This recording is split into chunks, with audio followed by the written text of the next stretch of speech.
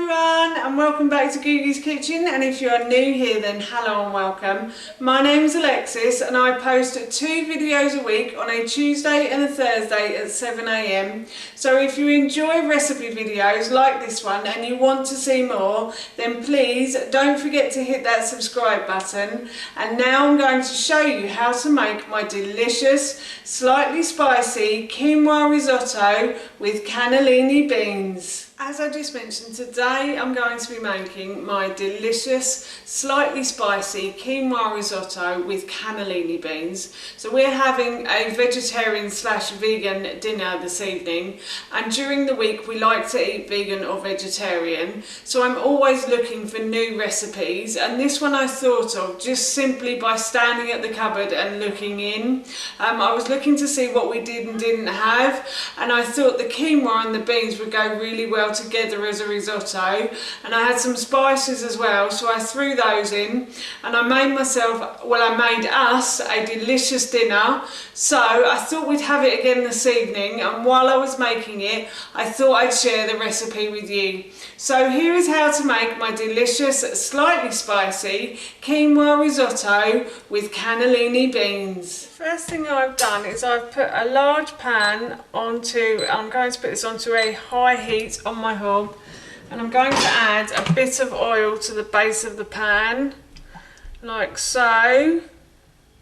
And then I'm just going to tilt the pan to spread the oil around, and then I'm going to leave this pan to heat up now. My pan is nice and hot, and I have chopped some spring onions here that I'm just going to add to the base of the pan, and I'm going to fry these spring onions. So I've got a bunch of spring onions, and I just took the tops and the tails off, and then I just cut them into about ½ centimetre pieces, and I am just going to fry these until these start to soften now. So my pan is actually getting slightly too hot, so I'm just going to turn it down a little bit. And if things start to stick to the bottom, then all you have to do is just add a little bit of water to the base of the pan, and that should hopefully help things not to stick as much.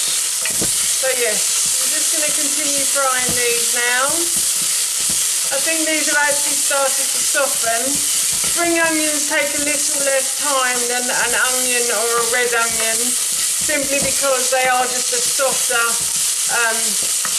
vegetables basically. So this took about 3 minutes to fry, and I'm now going to add some courgette to this. So I have peeled and grated 1 courgette, and I'm just going to add that to the base.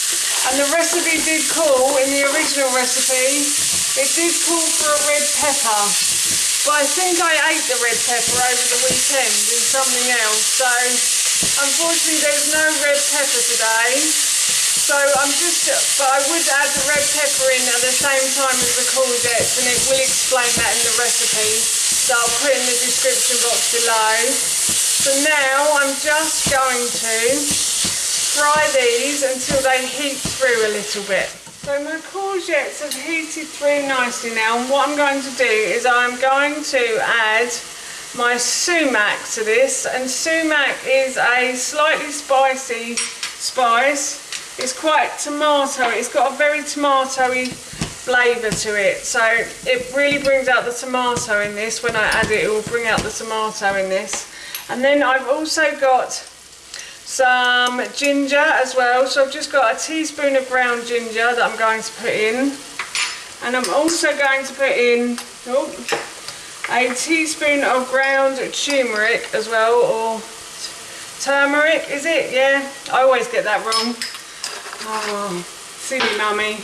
And then I also got a teaspoon of garlic granules to go into this as well, and I'm just going to mix this up with the vegetables. And that smells really nice already, I can smell that. That's delicious. Right, and now I'm going to add in my quinoa. So I have rinsed through my quinoa twice under the tap, And that's just to get, because I'm putting it in a risotto, I won't be rinsing it out at the end, so that's just to get rid of all the starch from it basically. And I'm just going to pop that into my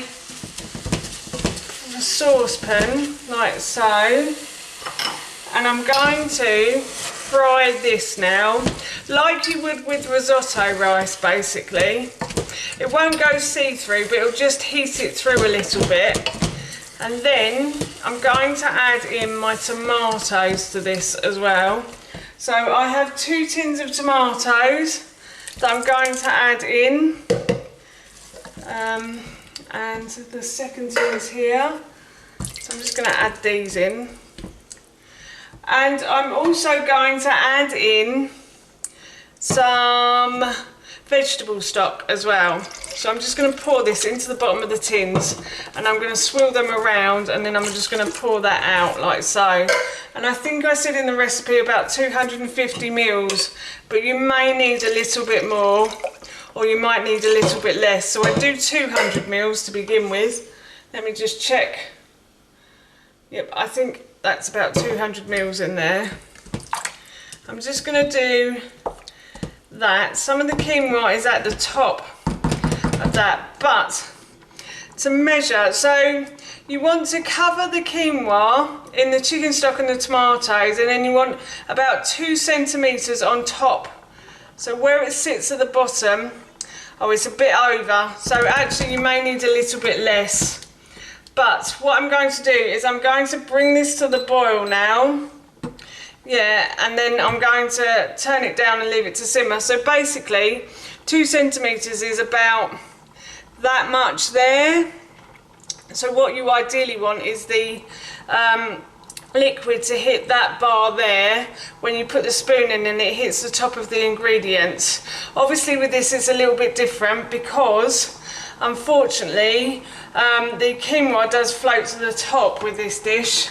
So I'm just going to bring it to the boil as it's coming now, and then I'm just going to turn it down slightly, and I'm going to put a lid on it, and I'm going to leave that to simmer away until all the liquid has gone and you have just the cooked quinoa and everything else in there as well. And as always, I have forgotten to add salt and pepper, so I'm just going to add a little bit of salt to this, and then a little bit of pepper as well, so not too much. And then I'm just going to stir that in, and I'm definitely going to leave this to simmer away now. The quinoa has finished cooking now. I can see to the bottom of the pan when I move it away, so I know that all the liquid has gone. And what I'm going to do now is I'm going to add some beans that I cooked off earlier. So I had some dried beans in the cupboard that I soaked overnight, and to make them softer, I've actually learned recently that if you soak them in bicarbonate of soda, it makes the skins on them softer. So I soaked them overnight, then I poured the liquid away from that bowl and I rinsed them, and then I put them into a saucepan about the same size as this one, and I boiled them and then let them simmer with baking powder on again, and they actually cook quicker as well if you do it that way. There is a scientific reason as to why, but I can't remember right now. So I've done about 200 grams of dried beans, but if you wanted to use tins, then I would suggest 2 400 gram tins of beans you could use. And now what I'm going to do is I'm going to add this to the risotto, and I'm just going to mix everything in, and I'm going to turn the heat off, but I'm just going to leave this to heat up. So I'm just stirring this all round now like so, and I'm just going to leave that to heat up. I'm going to go and get some kale. So I've halved the ingredients, and then I've added enough for my son. So this is actually only half of the ingredients, so I'm only adding about a handful or so of kale to this, and then I'm just going to mix it in like so and let it wilt down, and that is our dinner done.